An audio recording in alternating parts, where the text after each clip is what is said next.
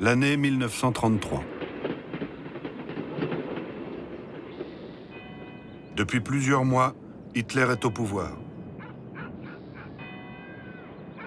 Voici l'un des premiers films tournés par les SS, les Schutzstaffel, escadrons de protection. On les reconnaît aux têtes de mort qu'ils portent sur leurs casquettes et aux initiales en forme d'éclairs inscrites sur leur drapeau. Ils n'ont pas peur de la mort, disent-ils, ni de la donner, ni de la recevoir. Tous volontaires. L'ordre des meilleurs, selon leurs propres termes.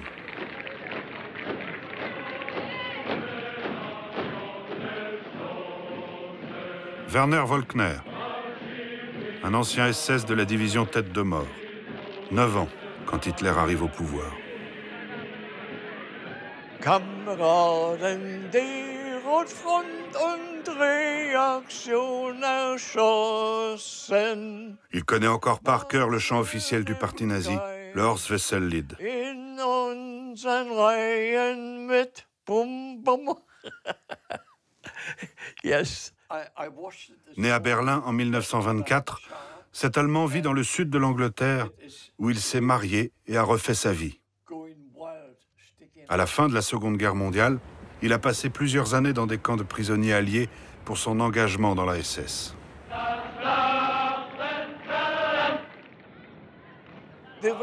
La Wehrmacht faisait comme ça. Non, comme ça. Et les SS faisaient comme ça. Ce qui me fascinait, c'était le côté militaire, péchu. Se mettre au garde à vous. Quand je disais bonjour, je claquais des talons. Je faisais un signe de la tête et ensuite « Heil Hitler ». C'était vraiment génial. La vision du monde, c'était faire le boulot et le faire jusqu'au bout.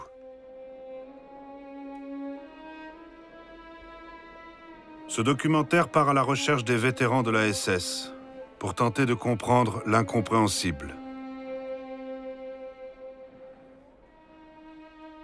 Nous avons retrouvé une vingtaine d'entre eux dans toute l'Europe. Des paroles souvent choquantes. Certains ont rompu avec le nazisme, d'autres pas. Cet homme de 92 ans est l'un des leurs, Kurt Barkhausen. Il vit à Kassel, dans la région allemande de la Hesse. Lui aussi, un ancien de la division SS Tête de Mort, dont beaucoup de membres ont été gardiens de camps de concentration. Ce qui prévalait chez nous, premièrement, l'intégrité de la personne. Tu es qui? Qu'attends-tu de la vie? Deuxièmement, tu as une famille saine. Tu es lié par le mariage. Avoir des enfants est un don du ciel. C'est le bonheur assuré.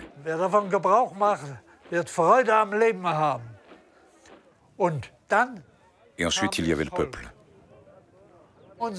Comment ont vécu nos ancêtres? Quelles étaient leurs croyances? Qu'est-ce qui a fait de nous de vrais Allemands?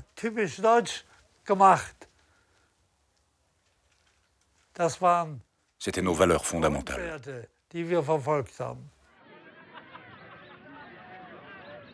Un monde englouti qui n'a plus rien à voir avec le nôtre, mais en même temps si proche. 80 ans seulement nous séparent de ces jeunes hommes enrôlés sous la bannière du fanatisme. Pour se justifier, tous remontent à l'année 1918, quand l'Allemagne a perdu la Première Guerre mondiale. Le traité de paix signé à Versailles a amputé son territoire de plusieurs régions frontalières.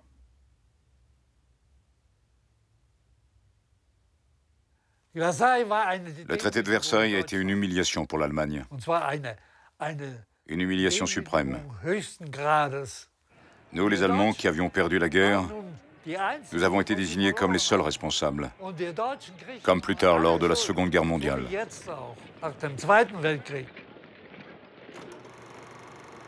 Dans leur cauchemar aussi, Ces images des années 20 qu'ils ne cesseront d'invoquer pour expliquer leur engagement. Le chômage, la misère, l'inflation galopante, comme un furieux besoin de regagner leur amour-propre. Et cette fameuse année 1923, quand les gouvernements français et belges décident de franchir la frontière et de se payer directement dans les usines au titre des réparations de guerre.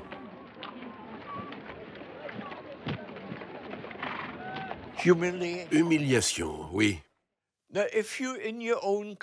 Si dans votre propre pays, quelqu'un vient et vous fait de mauvaises choses, vous êtes humilié, n'est-ce pas? Nous ne sommes qu'au début du nazisme. Ils viennent de se ranger derrière un ancien caporal autrichien de 14-18, Adolf Hitler. Un nationaliste violent, radical, qui leur promet d'effacer la honte. Nous étions à terre. Nous avions connu la misère. Et tout à coup, nous étions à nouveau quelqu'un. Où cet engagement les mène, ces SS ne le savent pas encore. Nous étions enthousiasmés par cela. Mais ils savent que leur première cible seront les communistes. Ces anti-allemands, disent-ils, qu'ils affrontent dans la rue depuis la fin de la guerre. Ils les accusent d'avoir trahi l'Allemagne et provoqué la chute de l'empereur en lançant une révolution en novembre 1918, alors que l'armée allemande continuait de se battre contre les Alliés. Pourquoi il fallait les combattre? Parce qu'ils voulaient ériger un État de travailleurs, avec les ouvriers de tous les pays, y compris l'Amérique.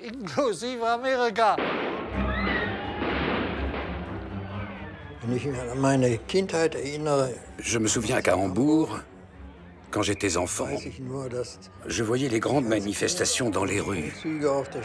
Et mon père disait, si ce sont eux qui prennent le pouvoir, alors on est foutus. Il parlait du Parti communiste.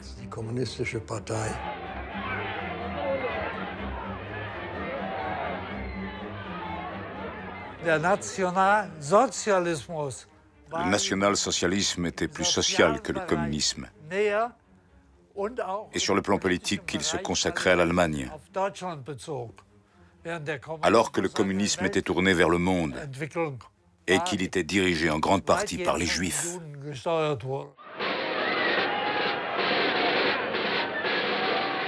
Les Juifs. Pire encore que les communistes, disent-ils. Pour Hitler, ce sont eux qui ont plongé le pays dans la misère. Les Juifs se dissimulent partout, lit-on dans son programme. Derrière les communistes qui ont pris le pouvoir en Russie en 1917 et derrière les capitalistes de New York qui tirent les fils de l'économie mondiale. Pour Goebbels, chef de la propagande nazie, l'heure de la grande confrontation approche. Und wenn die jüdischen Zeitungen heute glauben, auf versteckte Drohungen die nationalsozialistische Bewegung einschüchtern zu können, sie sollen sich hüten. Einmal wird unsere Geduld zu Ende sein und dann wird den Juden das freche Lügenmaul gestopft werden.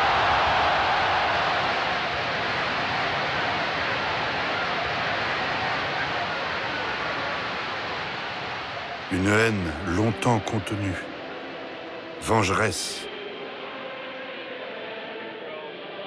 issue des théories racistes du XIXe siècle, elle semble annoncer la suite. Regardez les SS dans la salle. Ce sont eux, principalement, qui dans moins de 10 ans assassineront les Juifs par millions. Pour l'instant, ces gros bras assurent la sécurité d'Hitler. Depuis leur création, en 1925, ils forment sa garde rapprochée. Des hommes en vue, avec leurs fringants uniformes noirs.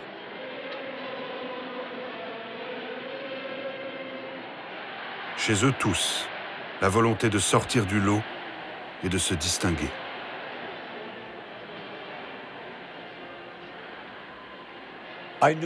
Je savais que c'était une formation d'élite. Autrement dit, ils ne prenaient pas n'importe quel clampin. Je voulais faire partie d'une division d'élite.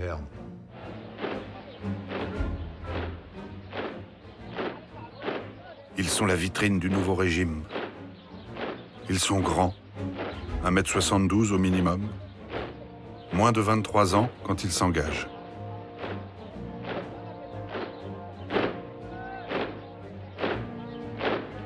Pas d'ancêtres juifs. Pour se faire accepter, ils ont dû fournir leur arbre généalogique jusqu'au XVIIIe siècle.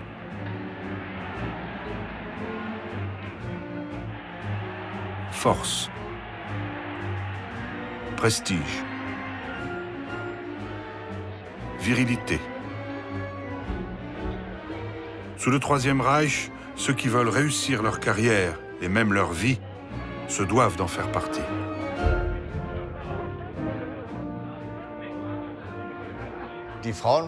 Les femmes étaient très intéressées à l'idée de faire la connaissance d'un SS et de se lier d'amitié avec lui. Évidemment, c'était le mec idéal. Les SS étaient des hommes très demandés. Se marier avec un SS était bien sûr un honneur. On l'appelle aussi l'Ordre Noir. C'est un ordre qui les fait rêver, comme la chevalerie du Moyen-Âge, quand les moines soldats germaniques colonisaient l'Est de l'Europe.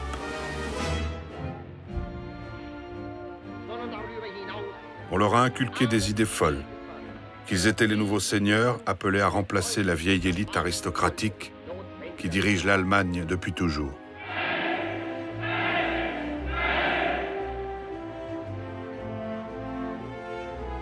Eckehard Gour, un ancien SS devenu pasteur. Son unité, la division SS Das Reich, a commis de nombreuses atrocités pendant la guerre.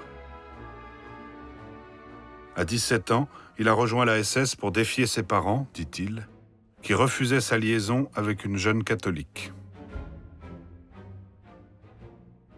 Il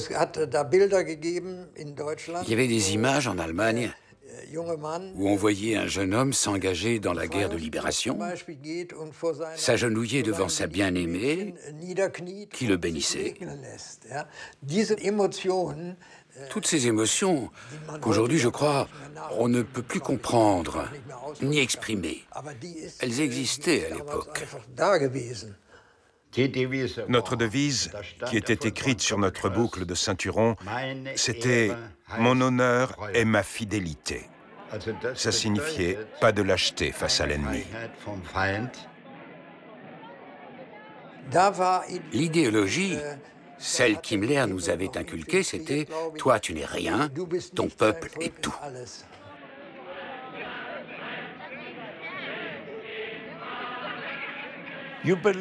Vous appartenez à la nation. La nation, c'est vous. Vous êtes une partie de la nation. Moi, je voulais prouver que j'étais prêt à risquer ma vie pour cette idéologie.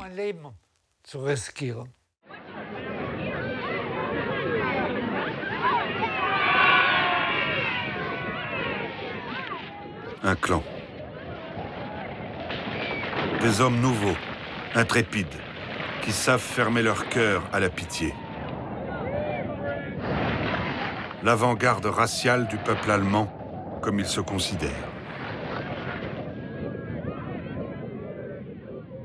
Voici Heinrich Himmler, leur chef. Le Reichsführer SS, l'un des plus grands criminels de tous les temps. Issu de la bourgeoisie cultivée de Munich, antisémite, anticommuniste, antichrétien, c'est l'un des premiers nazis.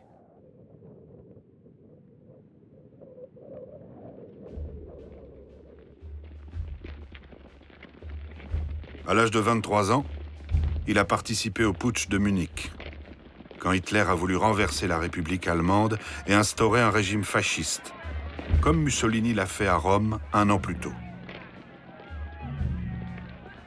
La tentative a échoué lors des affrontements avec la police sur la place de la Feldherrnhalle.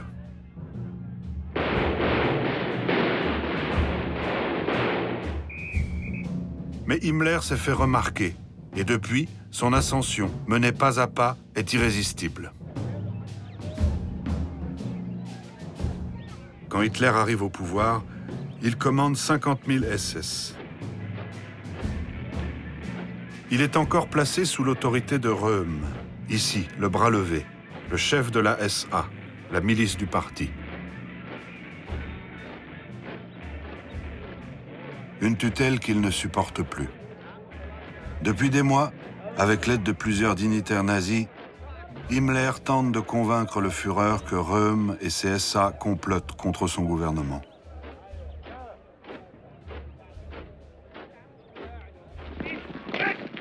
Il y parvient le 30 juin 1934, lors de ce qu'ils appelleront la nuit des longs couteaux. Les hommes en noir vont assassiner l'état-major de la SA, leur frère d'armes. Hitler lui-même leur a donné le signal en faisant arrêter Röhm, qui se repose dans un hôtel de Bavière.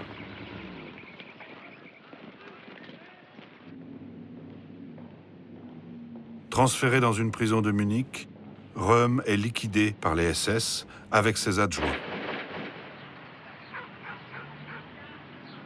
Par ce massacre fratricide, Himmler, désormais placé directement sous les ordres de Hitler, obtient l'autonomie de la SS.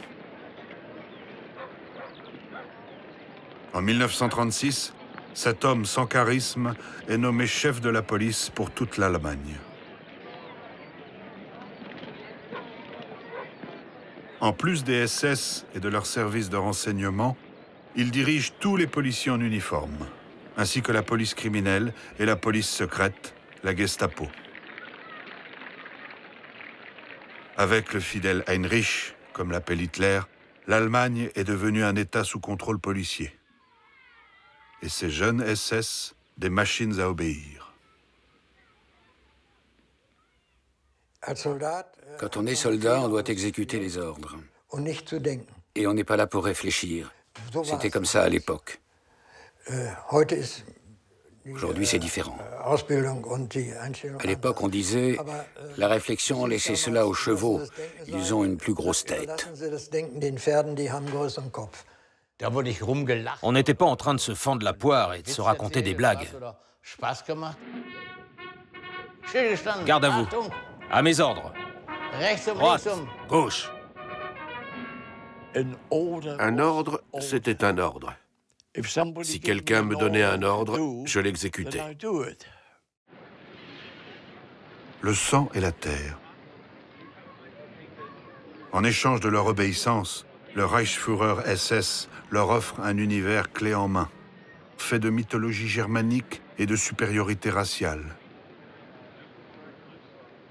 À la recherche du moindre vestige de l'histoire allemande, ils créent pour eux une religion de substitution au christianisme. La religion de la race.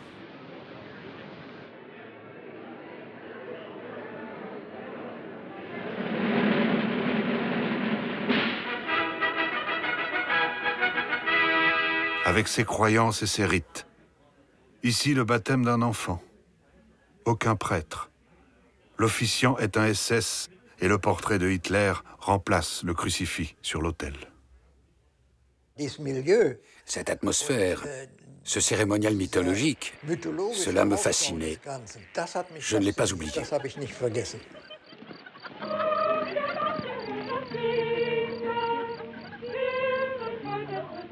À ses SS, il a promis des épouses souriantes et saines.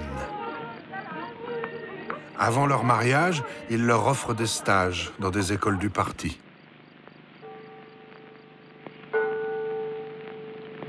Jeden Morgen 7 Uhr heißt es aufstehen. Auf dem Nachttisch natürlich sein Bild. Leur projet de mariage a été validé par le service racial de la SS.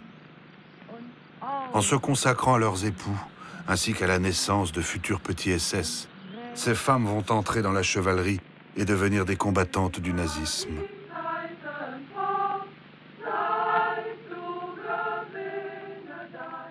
Pour progresser dans la hiérarchie, un SS doit être marié à l'âge de 26 ans, avoir son premier enfant à 28 ans, puis un autre tous les 2 ans, jusqu'au nombre de 4 au minimum. Comme jamais une organisation politique ne l'a prévu jusqu'alors, Himmler contrôle la vie intime de ses membres. « N'ayez pas peur de la mort, leur dit-il. L'individu meurt, mais en ses enfants, son peuple grandit au-delà de la vie. »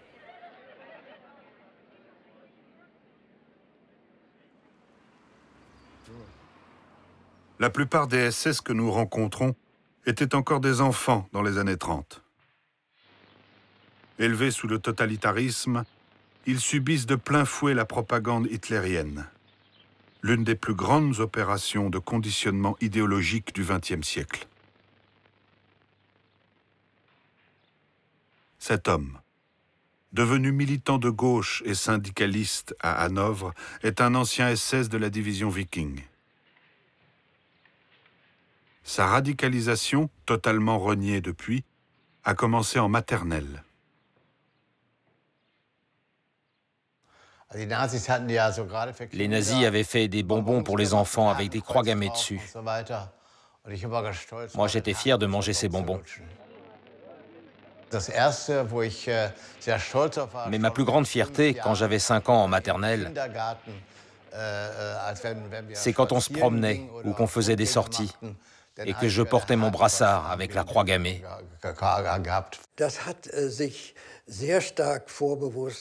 Tout cela nous a été inculqué sciemment, si bien qu'en 1934, quand j'avais 10 ans, cet état d'esprit, le port de l'uniforme et bien sûr le salut hitlérien, tout cela allait déjà de soi. En fait, je ne connais personne qui se soit opposé à cela.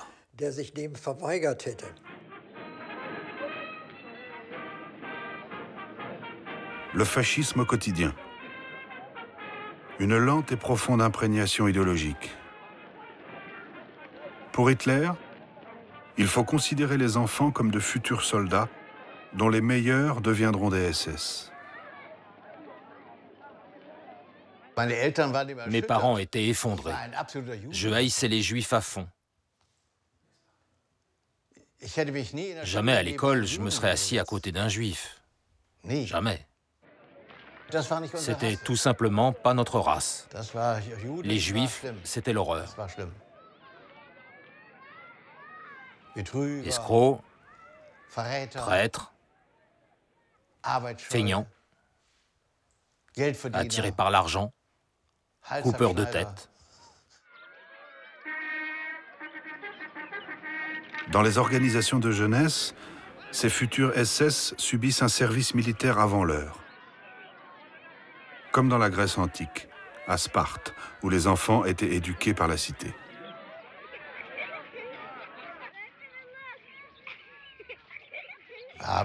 On chantait aussi les chansons avec enthousiasme. Les vagues se referment, le monde est en paix.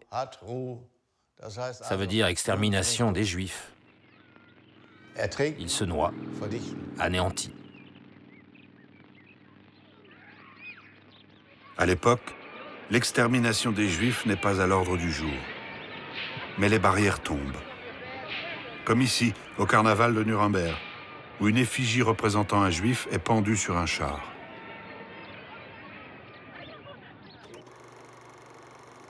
Ou dans ce film de propagande. Nach dem Kriege ergossen sich die Heuschreckenschwärme der Ostjuden über das deutsche Land.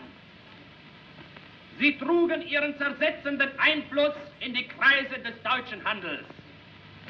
Sie vergewaltigten auch die deutsche Kultur, zersetzten die Literatur, verunstalteten die Wissenschaft an den Hochschulen, verunglimpften die deutsche Kunst, machten sich die deutsche Presse hörig, beuteten den Bauer und Arbeiter aus auf allen Lebensgebieten des deutschen... L'Allemagne victime des Juifs.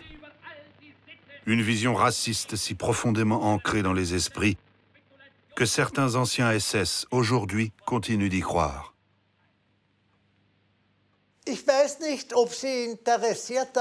Je ne sais pas si cela vous plairait, alors que vous avez un type de sang bien précis, d'accepter une race qui est fondamentalement différente par sa manière d'être, par sa religion, par sa conception de la vie,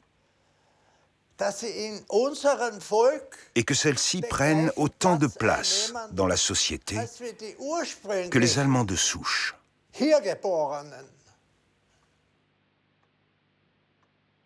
Ce SS autrichien n'a jamais été impliqué dans les crimes, dit-il. Mais sur ses étagères figure son ancien poignard et la statuette caricaturale d'un juif d'Europe de l'Est. Ce sont toujours nos ennemis, nous dit-il hors caméra.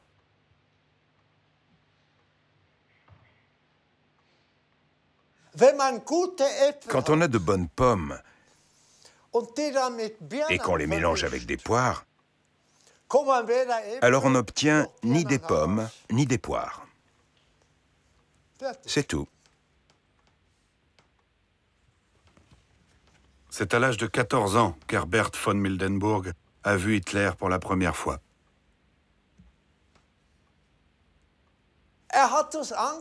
Il nous a regardés avec des yeux qui dégageaient quelque chose de fascinant.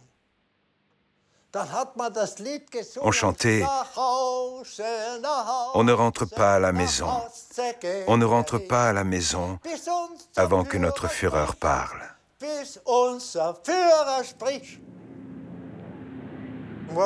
On était aux anges, comme c'est donné aujourd'hui dans les stades de foot.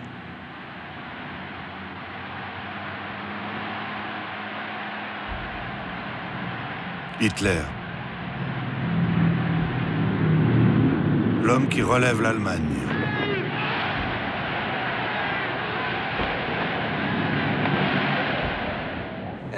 C'était comme une ivresse.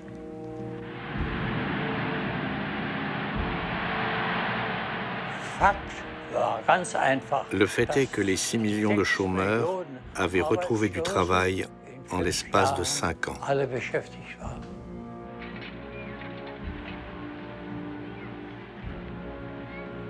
En multipliant les aides sociales aux ouvriers, en offrant à tous des loisirs jusqu'alors réservés aux privilégiés, en finançant de grands travaux par l'endettement et la spoliation des biens juifs, Hitler obtient le consentement des Allemands par le bien-être.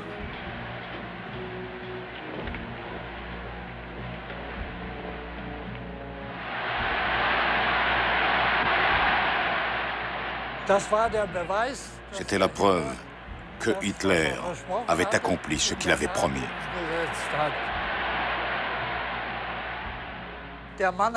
Cet homme a du cran, ce n'est pas un lâche. Vous diriez que Hitler est l'homme de votre vie? Oui, à 100%. À 100%.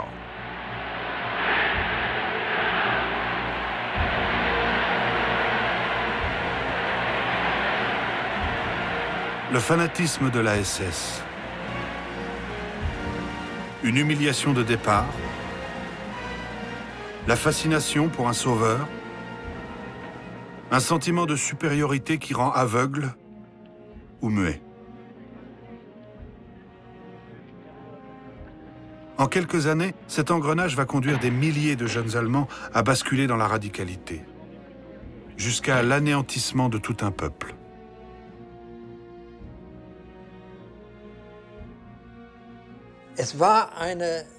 Il y avait un aveuglement idéologique.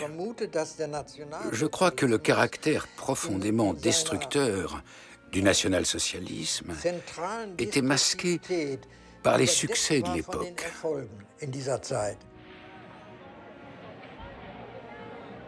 La répression a commencé en 1933, quand les opposants politiques ont été isolés de manière préventive et sans procès du reste de la population. Une tâche attribuée au SA, puis au SS.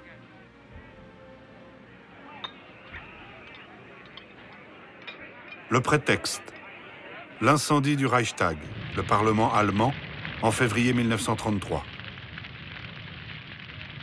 Hitler l'a présenté comme le début d'une nouvelle révolte communiste. Les communistes veulent renverser l'État, leur dit-on. Il faut s'en protéger. Ils étaient considérés comme un danger pour la communauté. Ils en étaient donc retirés, et la communauté pouvait continuer à vivre normalement. J'ai constaté moi-même que les gens qui auparavant s'affrontaient dans les réunions politiques, ils avaient tout à coup disparu. Les communistes, soit ils rejoignaient notre mouvement, soit ils continuaient à s'opposer. Et ils étaient envoyés dans des camps spéciaux, qu'ensuite on a appelés les camps de concentration. Si bien qu'il n'y avait quasiment plus d'opposition en Allemagne. Elle n'était plus possible. Hertha Bote est une ancienne SS. À 21 ans, issue d'une famille modeste du nord de l'Allemagne, elle cherche du travail. On lui propose de devenir gardienne pour surveiller des femmes.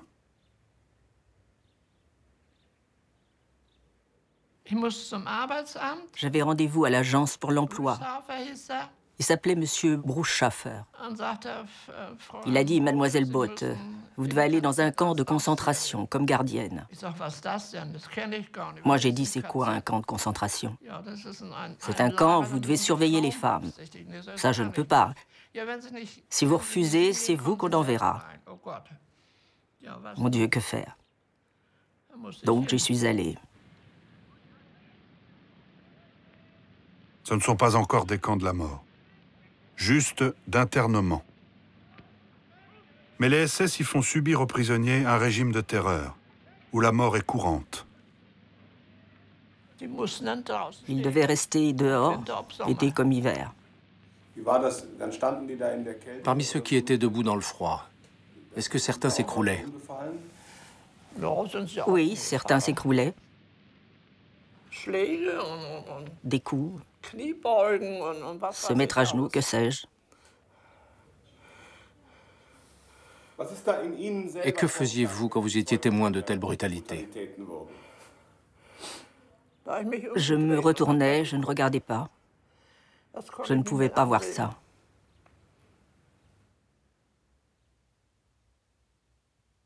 Hertha Bote, qui sera condamnée à 10 ans de prison à la Libération, ne s'étend pas sur les brutalités. Cette photo a été réalisée après coup par un prisonnier. Elle montre l'une des tortures les plus répandues à l'époque. Les mains liées derrière le dos, attachées à une corde, un prisonnier doit rester debout sur un tabouret. Quand il tombe d'épuisement, il reste suspendu par les bras et ses épaules se déboîtent.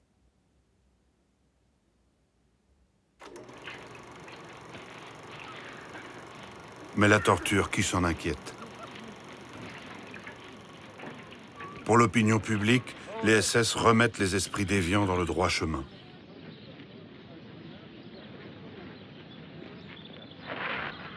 Ces prisonniers en costume rayé ont été filmés aux environs du camp de Dachau. L'auteur du film, un boulanger qui approvisionne le camp, possède des objets fabriqués par les détenus. Ces chandeliers, ce cheval à bascule, ces lits. Il filme ses amis, dont des officiers SS du camp. Voici la piscine où les sentinelles se détendent après le travail.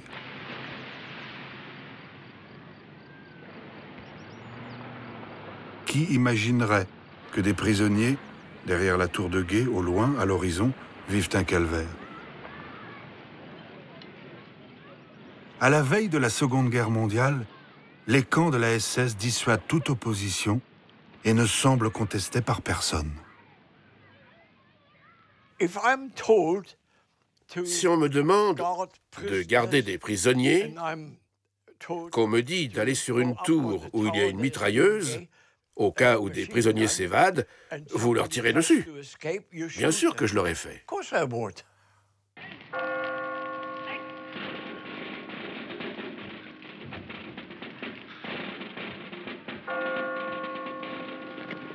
« 9 novembre 1938. La Feldherrnhalle, à Munich. C'est ici que s'est déroulé le coup d'État manqué de Hitler 15 ans plus tôt.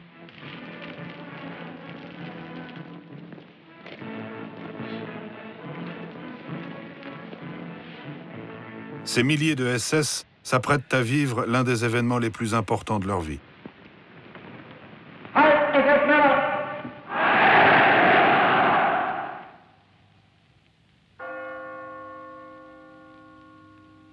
Parmi eux, ce jour-là, sur la place se trouve Eberhard Eder, futur capitaine de la division SS Viking.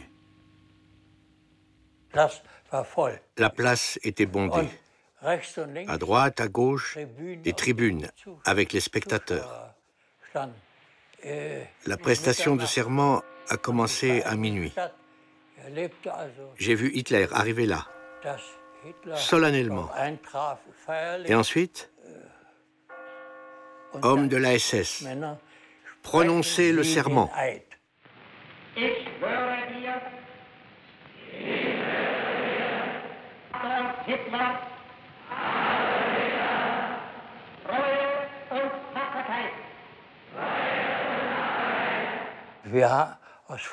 Nous avons prononcé ces mots de tout cœur.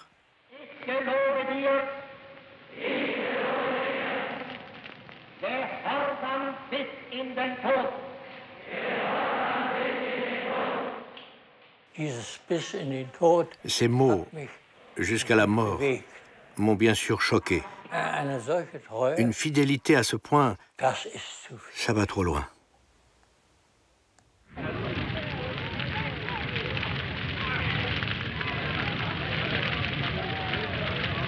Cette même nuit se déroule le premier grand massacre contre les Juifs. Ils l'appelleront la nuit de cristal. Dans tout le pays, les militants nazis assassinent une centaine de Juifs, brisent les vitrines de magasins, incendient les synagogues.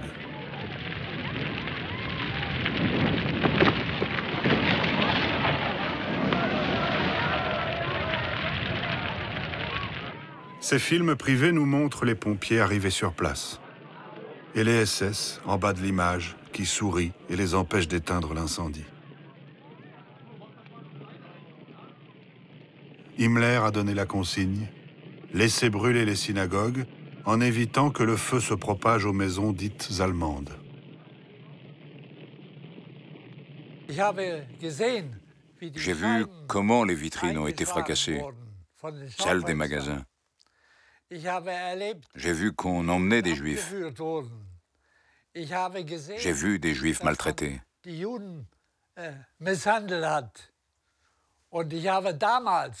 Et à l'époque, je ne comprenais pas cela.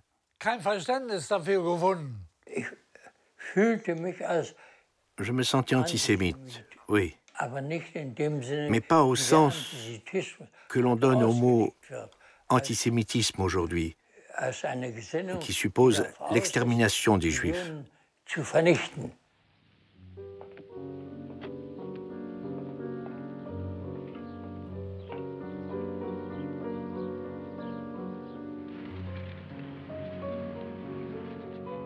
En rejoignant la SS, ils disaient vouloir relever l'Allemagne et, à l'occasion, s'élever eux-mêmes au-dessus des autres.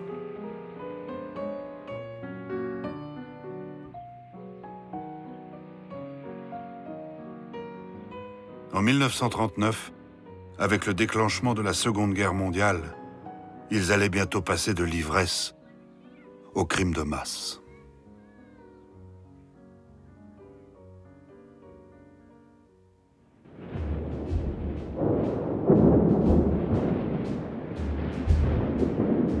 Septembre 1939.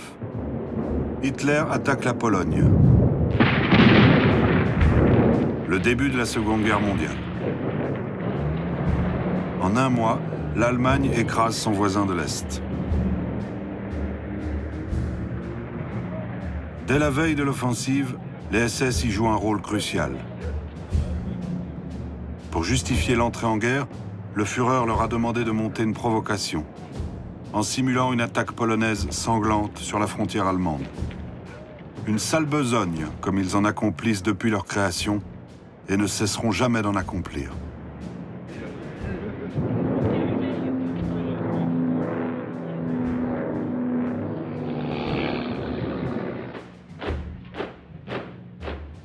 Les SS participent aussi au combat, aux côtés de l'armée régulière, la Wehrmacht.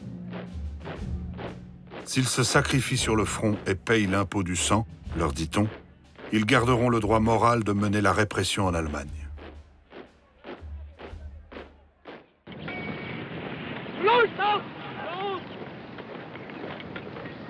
À ces hommes, appelés à être engagés sur le front, Himmler a donné un nom, la Waffen-SS, c'est-à-dire la SS en armes. Sur toute la durée de la guerre, ils seront 800 000 hommes. Des soldats politiques, selon leurs propres termes, considérés comme fiables. En cas de trouble, comme en 1918, le régime pourra compter sur eux.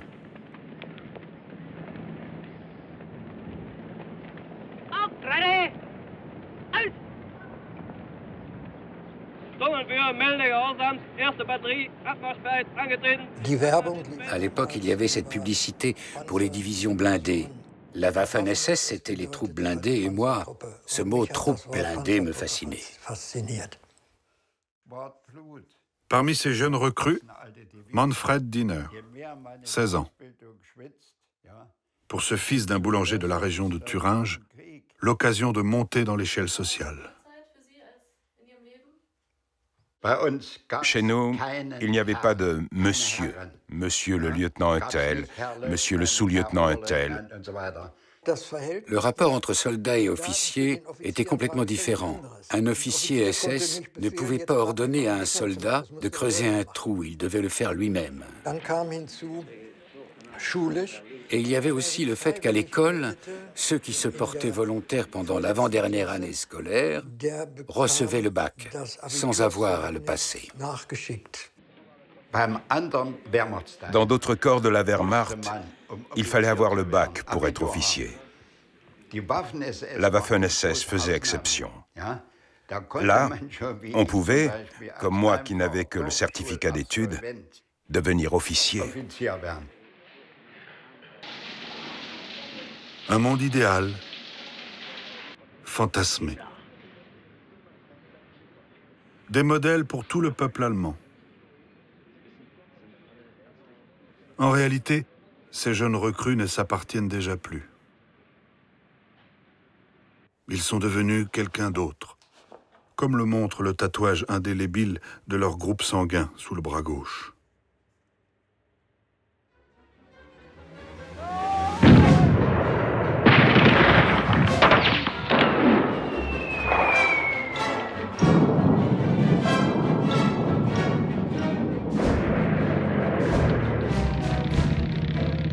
Les voici, ces jeunes Waffen-SS qui défilaient devant leur caserne. Les voici à la pointe des combats contre la France. Comme en Pologne, ils y commettent des crimes de guerre, en exécutant des prisonniers britanniques, des soldats coloniaux et des civils français.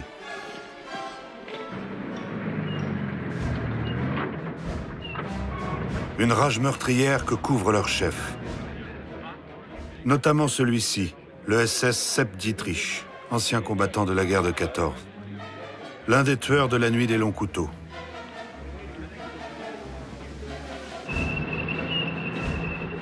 Ils savent que pour Hitler, seule compte la victoire.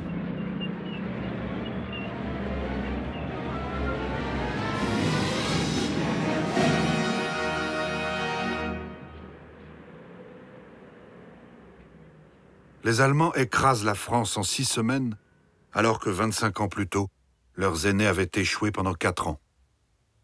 Je me suis dit, les Français se sont rendus compte que les Allemands, malgré l'humiliation, malgré le traité de Versailles, ont su reprendre le dessus. Et je me suis dit, ça a dû leur faire mal aux Français.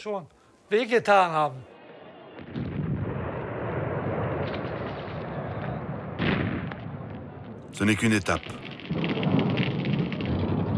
En juin 1941, un an après la victoire contre la France, et après avoir conquis la Yougoslavie et la Grèce, Hitler lance ses troupes contre l'URSS de Staline. Objectif, la destruction du communisme et la conquête d'un espace vital sur lequel se déploiera la race aryenne.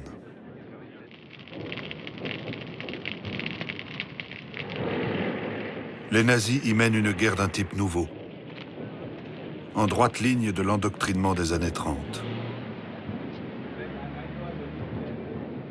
Une guerre d'extermination contre les Juifs, les communistes et tout individu suspecté de s'opposer au Reich.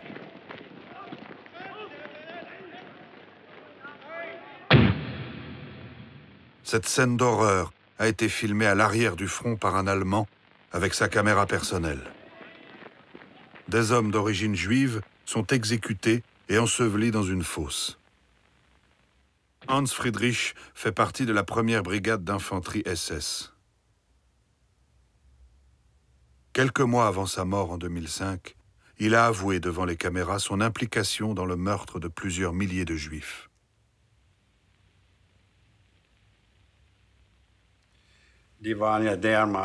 Ils étaient tellement sous le choc,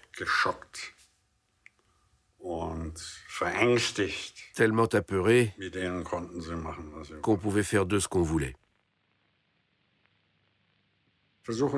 Essayez de vous imaginer. Il y a un fossé, d'un côté il y a les gens, et juste en face, les soldats, c'était nous.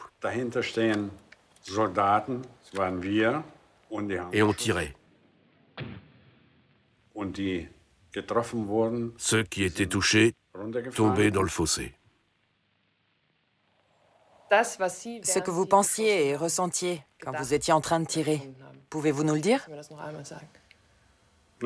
Ah, rien. Je me disais juste...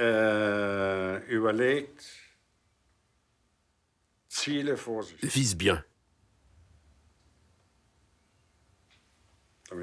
Pour que ça les tue d'un seul coup. C'était ma seule pensée. C'était votre seule pensée. Vous n'aviez aucun sentiment pour les civils juifs que vous exécutiez? Non. Pourquoi? Parce que ma haine des Juifs est trop forte. Et je l'admets, j'ai tort de penser ça. Je l'admets. Mais ce que j'ai vécu dès ma prime jeunesse à la ferme, ce que les Juifs nous ont fait, cette haine, je la ressentirai toujours. Je le sais.